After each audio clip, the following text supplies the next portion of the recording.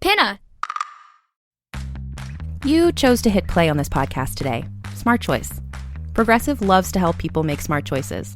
That's why they offer a tool called Auto Quote Explorer that allows you to compare your Progressive car insurance quote with rates from other companies. So you save time on the research and can enjoy savings when you choose the best rate for you. Give it a try after this episode at progressive.com.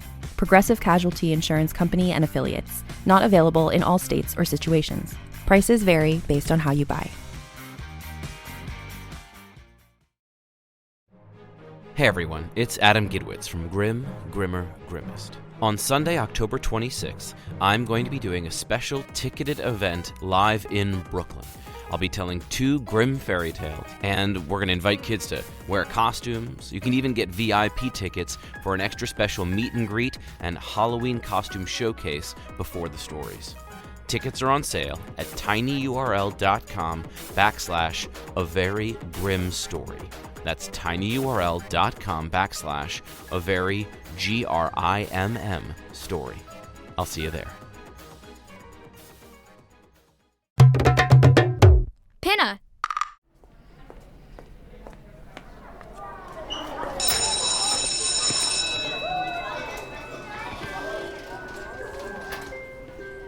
Hi, my name is Adam Gidwitz. I'm an author. I'm also a storyteller. I like telling all kinds of stories, but I especially like telling Grimm fairy tales. You may think you know Grimm fairy tales, and you may think that they are sweet and boring. But listen, those tales you heard were the cute, happy little kid bedtime versions of the Grimm tales. The original Grimm fairy tales aren't like that at all. They're weird, and sometimes gross, and often scary. In other words, they're grim. And I'm about to walk into a classroom and tell one of the original Grimm tales to a bunch of kids. Do you want to join me? Do you want to hear a Grimm fairy tale? Let me help you decide. On a scale of grim, grimmer, and grimmest, this episode is grimmer. It's weird and scary and suspenseful. If I get to a part of the story and you start to feel scared or uncomfortable, this is what you could do. You could turn down the volume and count to 5. Then turn the volume back up. If it still seems like a part you don't want to hear, just turn the volume down and count to 5 again. You know how much weird and gross and scary you're ready for. You know what you need. Okay, I'm at the classroom door now. There are kids inside waiting to hear a Grimm fairy tale. So, are you coming in?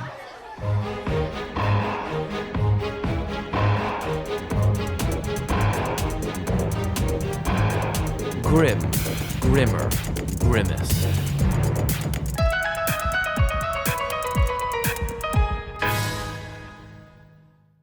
What's that story we were doing before? The one last week? What was that called again? The 12 Tortoises. Oh yeah, that was a very disgusting and very weird story because that guy is weird.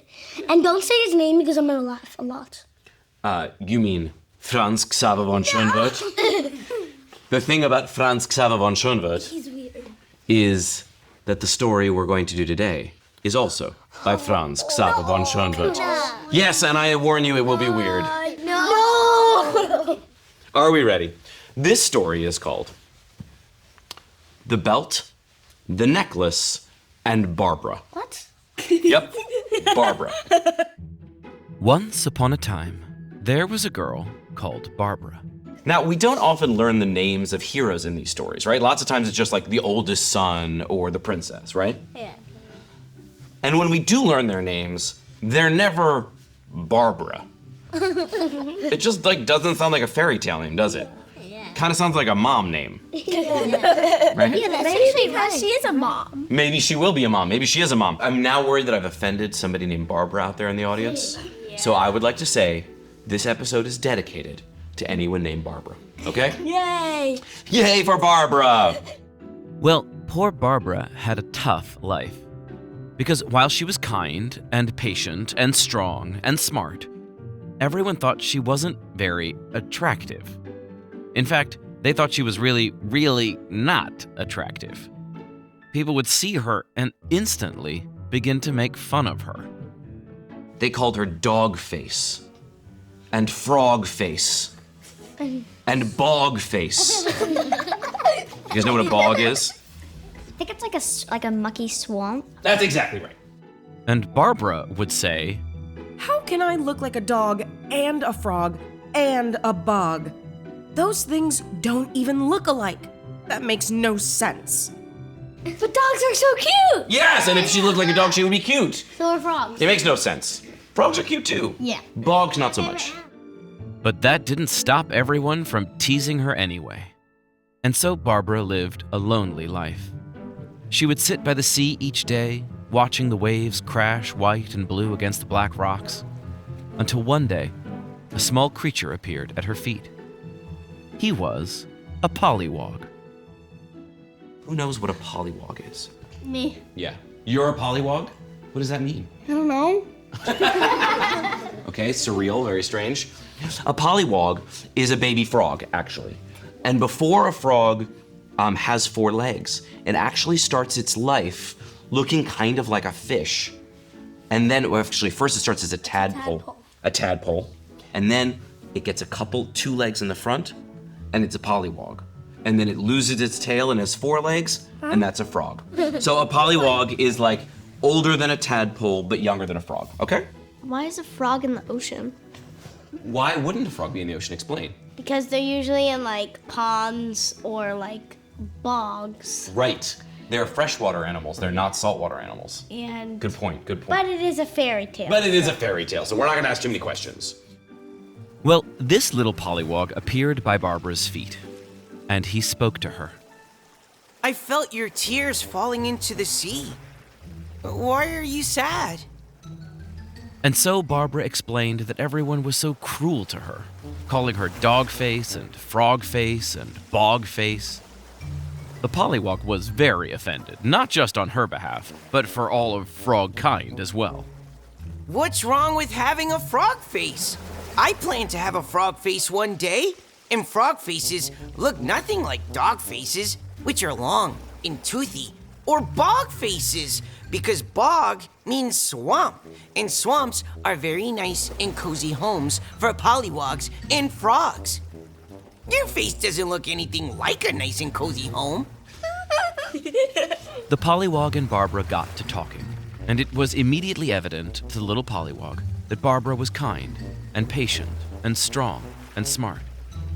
And he thought, Oh, if only everyone could see how beautiful Barbara is on the inside, they wouldn't call her dog face or frog face or bog face. They would fall down at her feet and make her their queen because of her beauty. but how could Barbara make the people of this cruel and stupid world see her for who she really was? Actually, the pollywog knew exactly how, and he told her.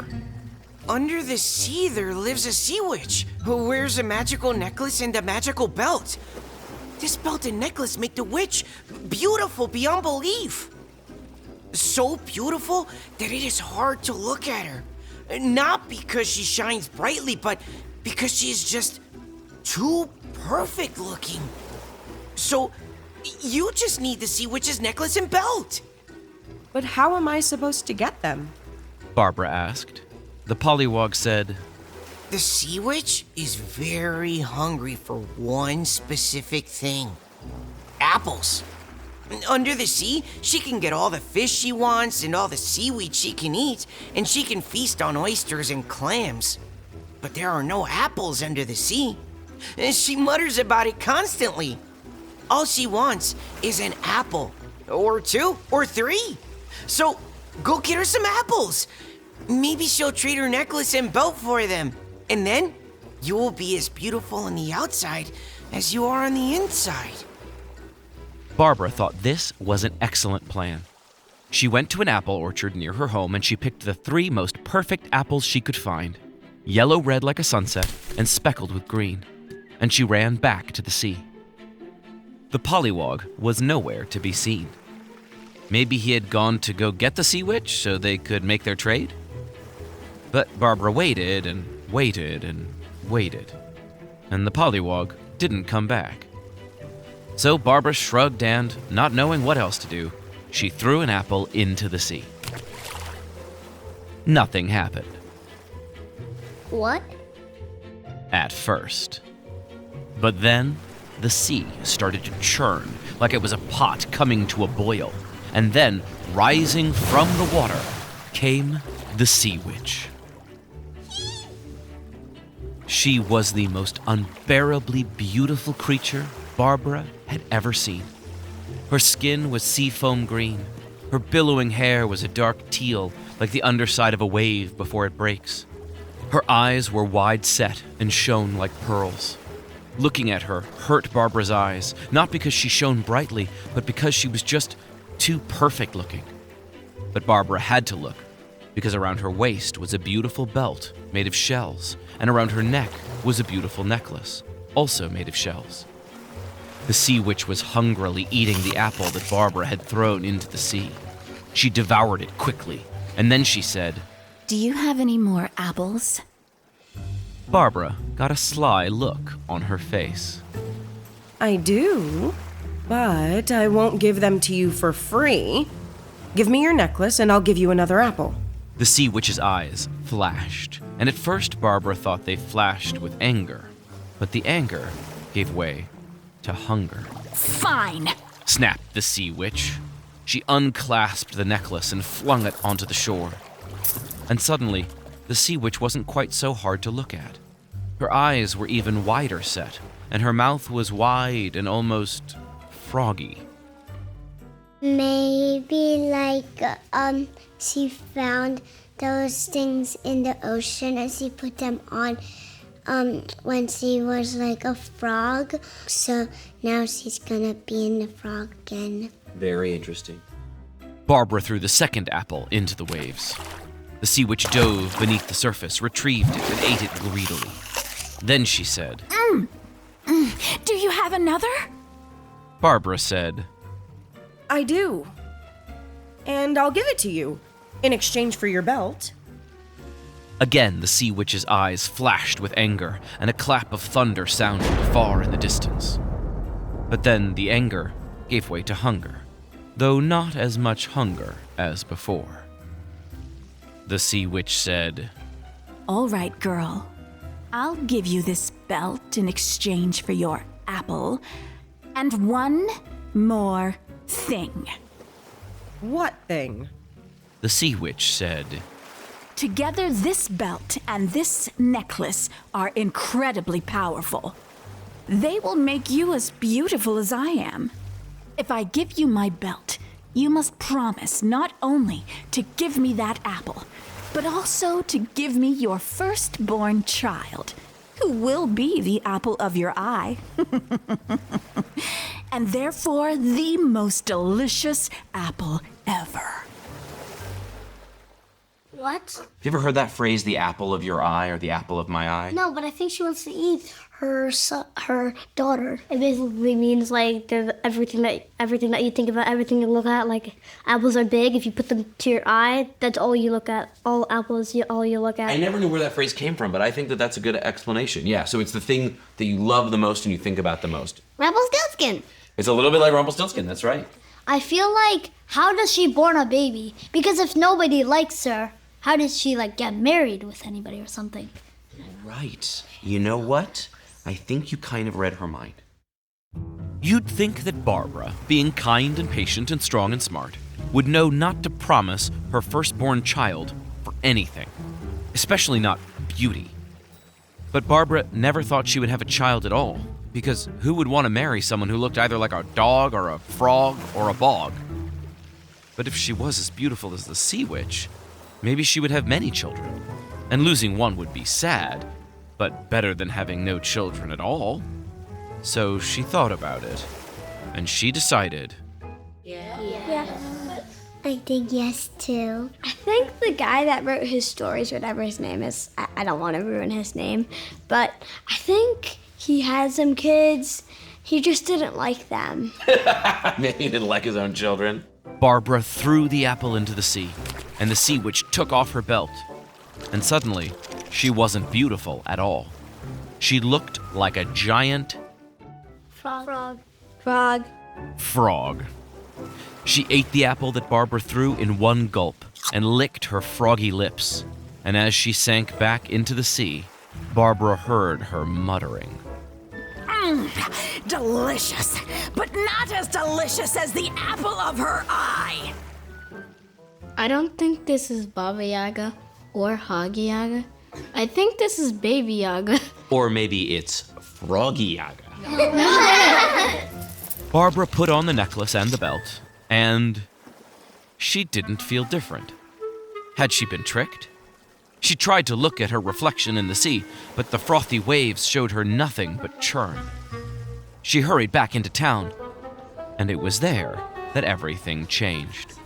People stared as she walked by, and then looked away as if Barbara were hard to look at. And then they stole another glance and whispered, Who is that beautiful creature? She moves like a princess and looks like a goddess. Gee, I'd like to marry her. Barbara ran to her house, but her parents refused to let her in. They didn't recognize her. Why didn't they recognize her? Because she looks so beautiful. Because she looks so beautiful. She ran to the center of town, looking for a mirror so she could see what everyone else was seeing.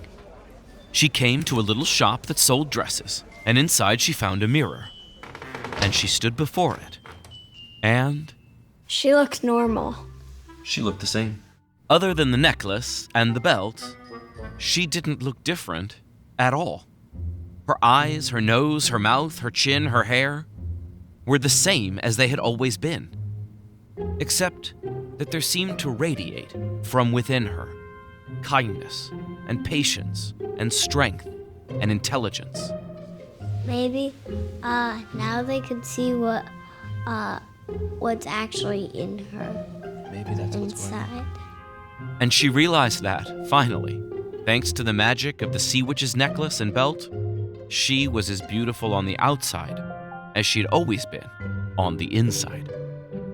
But Barbara didn't want to stay in this town, where everyone had been cruel to her for so long, nor with her parents, who had turned away their own daughter because they hadn't recognized the beauty that had always been inside of her. Can you understand why she might be mad at her parents? They didn't think that she was herself because they thought she looked beautiful. I think it's because all alone this time, they didn't see how beautiful she is. She journeyed to the capital of their country, where the young king lived, and she had not been in that town for 3 days when someone brought her before the king. And he fell down on one knee and asked her to marry him. And he seemed like a good fellow, so she said yes. Everyone okay with that? The king just the moment he sees her, he's like, would you marry me? And she's like, okay. Right, exactly. I know. She should probably get to know him first, but it's a fairy tale and it's already getting kind of long, and this isn't a love story, so don't worry about the lovey-dovey stuff. You're welcome. Yeah. So, they got married, and soon after that, 9 months or so, they had a little baby girl. She was beautiful, her joy and curiosity about the world shining through her eyes and her smile. She was the apple of Barbara's eye. And as you know, apples are delicious. No. So Barbara kept the little girl away from the sea, afraid that any wave could grab her precious daughter and drag her down into the hungry clutches of the sea witch. She coddled her daughter and told her she was beautiful every chance she got.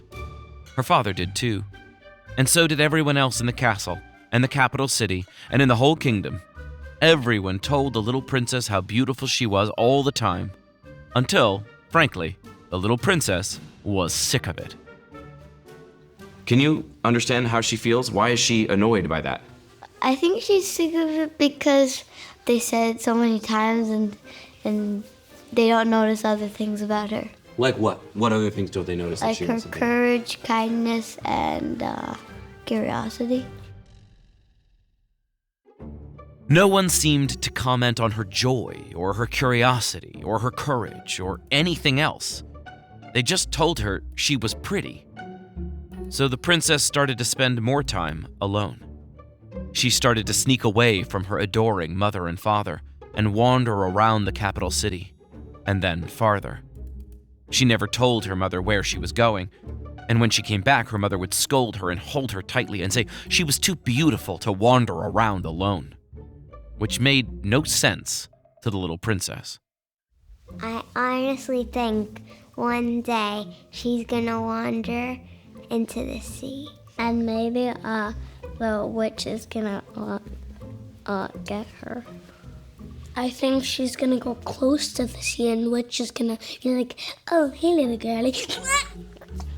There's just a tsunami. Interesting prediction.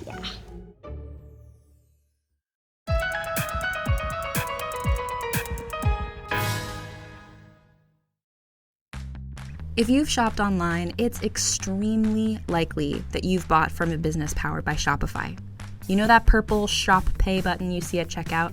The one that makes the process from, I think I'm ready to buy, to, I can't wait till it gets here, so incredibly easy? That's Shopify. And there's a reason so many businesses sell with it, because Shopify makes it easy to start and run your business. Shopify is the commerce platform behind 10% of all e-commerce in the US, from household names like Mattel and Gymshark to brands just getting started. It gives you a leg up from the very beginning, with hundreds of beautiful, ready-to-go templates to express your brand style, so you don't have to spend time coding a website. Shopify allows you to tackle all the important tasks in one place, from inventory to payments to analytics and more. Plus, they have built-in marketing and email tools to help find and keep new customers, so you can easily spread your brand's word. And did I mention that iconic purple Shop Pay button that's used by millions of businesses around the world? It's the reason why Shopify has the best converting checkout on the planet. Your customers already know it, love it, and actually use it. If you want to see less carts being abandoned, it's time for you to head over to Shopify. Sign up for your $1 per month trial and start selling today at shopify.com/realm. Go to shopify.com/realm.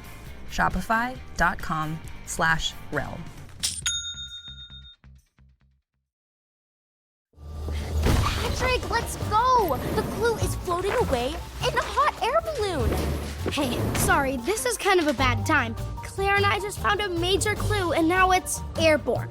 Anyway, I wanted to let you know that the parents behind Law and Order have something brand new for families. Our podcast, Patrick Picklebottom Everyday Mysteries. Patrick, it's headed towards the water tower. Gotta go. Listen on Apple or wherever you get your podcasts.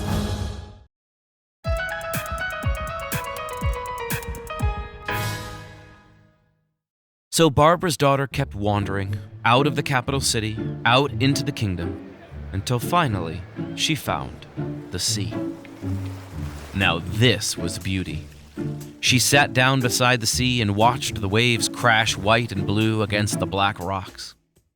She was feeling the same way that her mom was. At the beginning of the story, her mom was sitting by the sea, feeling alone and isolated. She's like the opposite of her mom. She just wants people to see how she's on the inside. It's now the opposite because everybody thinks now the princess is pretty. But first, when the princess's mom went to the sea, she thought she wasn't pretty. Well, as the little princess sat by the sea, watching the waves crash white and blue against the black rocks, she did not see the huge wave rise up above her head until its shadow blocked out the sun. You called it, right? Tsunami. It crashed down upon her and dragged her down into the depths. When the little princess did not come home that night, Barbara knew at once what had happened. She told her husband, the king, everything. About the belt and the necklace and her promise to the sea witch.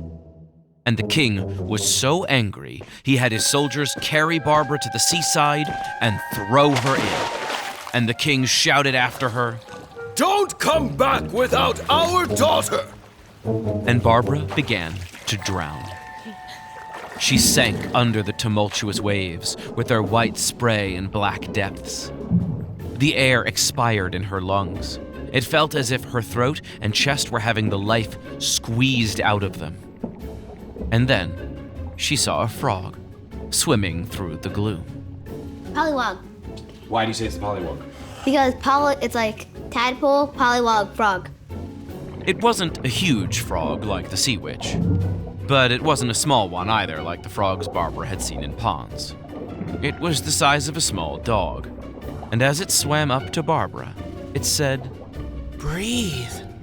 Barbara wanted to tell him that she couldn't under the water, but she was afraid to open her mouth lest she swallow the sea and drown. But as she sank, the frog swam with her. And again, he said, Breathe. And Barbara couldn't hold her breath any longer, so she gave up fighting and breathed. And she did not die. The frog said, The belt and the necklace let you breathe under the waves. Barbara tried to use her voice. Pollywog? And the frog said, Not anymore. He turned to a frog. He grew up a little bit. He's a big boy now. He's a big boy now. Barbara asked, Do you know where my daughter is? and the frog said, Follow me. The frog and Barbara swam deep, deep down into the sea. There, in the darkest sea gloom, they saw a hulking castle made of dead coral. The frog led Barbara to a window near the sea floor where there was a huge kitchen. And in the huge kitchen was a huge pot on a huge fire. How is there a fire under the sea? Anyone have a guess as to how there was fire under the sea? Because it's a fairy tale. That's exactly right. What's a gas fire? Maybe it's a gas fire. And inside the huge pot was air boiling. Because who can explain that? Why is there air boiling in the pot? Because they're underwater, so water boils in surrounded by air, so why not the opposite? Exactly right. My thinking exactly. And in the pot, filled with boiling air, was Barbara's daughter, the little princess. And she was not dead. Yet. But she was getting there. She's getting boiled? She's getting boiled. Oh, so she's gonna get eaten like an apple. The air was boiling the princess alive, and the sea witch, who still looked like a giant frog, was puttering around the kitchen, singing. The apple of my eye will make the sweetest pie, and I'll swallow the little girl down. Yummy! Barbara was about to swim through the window and grab her daughter from the boiling pot, when the frog held her back. The sea witch will catch you, and then you and your daughter will both die. Barbara thought. And then she said, You must distract her. Me? How? And Barbara said, Aren't you her son? And the frog, who used to be a pollywog, stammered, How did you know? Because frogs don't live in the sea. Who pointed that out before? Me. Yeah. I told you. And the frog nodded. Barbara went on. It's why you knew so much about her. Again, the frog nodded. So go inside and lure the sea witch away from the kitchen while I save my daughter. This time, the frog did not nod. He just swam through the front door of the sea witch's coral palace, which was also his home, and started calling. Mother! Mother, come quickly! It's an emergency! The sea witch hurried from the kitchen to find her son, which is when Barbara swam inside and pulled her daughter from the pot of boiling air. The princess saw her mother and put her arms around her mother's neck. But just then, the sea witch rushed into the kitchen with the frog trailing behind. Mommy! Mommy, don't! He called, and then he shouted to Barbara. Swim! Swim away as fast as you can!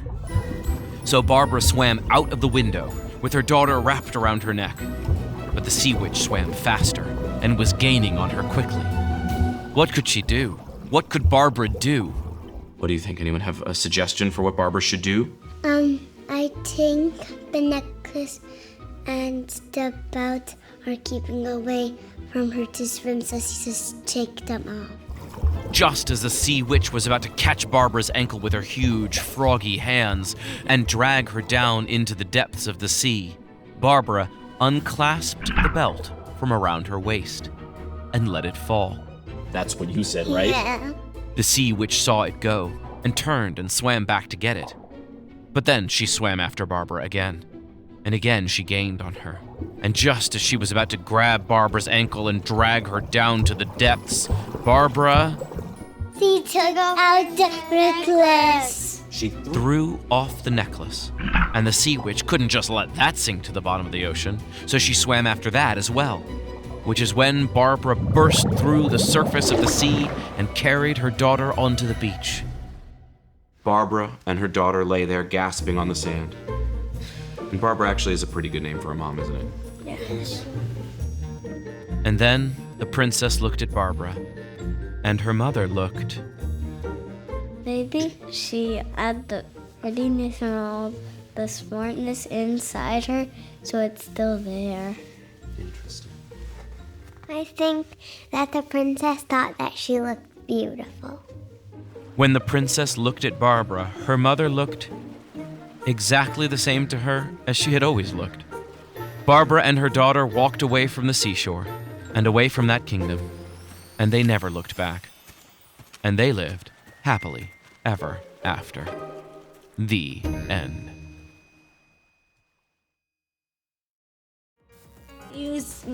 I told them grimly ever after. She lived grimly ever after. No, not with the husband. They left him behind. He's a bum. Why did they leave him behind? He's a bum. Why is he a bum? Because he thinks that he just is his like, and without even like illustrations, he's just like looks like a bum. Okay. They left the king because he literally threw Barbara into the ocean. Yeah, exactly. That's why. And so she didn't want to be the king's wife anymore. So Yeah. just went away, I guess. I think that's exactly right. And so she and her daughter can live seeing each other truthfully, right? Kids, you have a lot of questions. Is a crocodile a dinosaur? Why do people vote? How does your food turn into your poop? But why? A podcast for curious kids has answers. I'm Jane Lindholm. Join me as we dig deep into everything from science to history, nature, emotions, and sometimes even the weird. Why are jellyfishes made of jelly? Or are they made out of jelly? Find But Why wherever you get your podcasts. Introducing A is for Alfie, the first picture book from the award-winning Pinna series, Quentin and Alfie's ABC Adventures. Alfie thinks his name is a little weird, but with his babysitter Quentin, he discovers that every letter holds endless possibilities. From A is for Acrobat to E is for Electrician. Written by award-winning author Randy Duburk and illustrated by Derek Brooks, this heartwarming, diverse read-aloud is perfect for kids 3 to 6, guiding them through letters while helping them love who they are. Pick up A is for Alfie wherever books are sold, and start your ABC adventure on the page.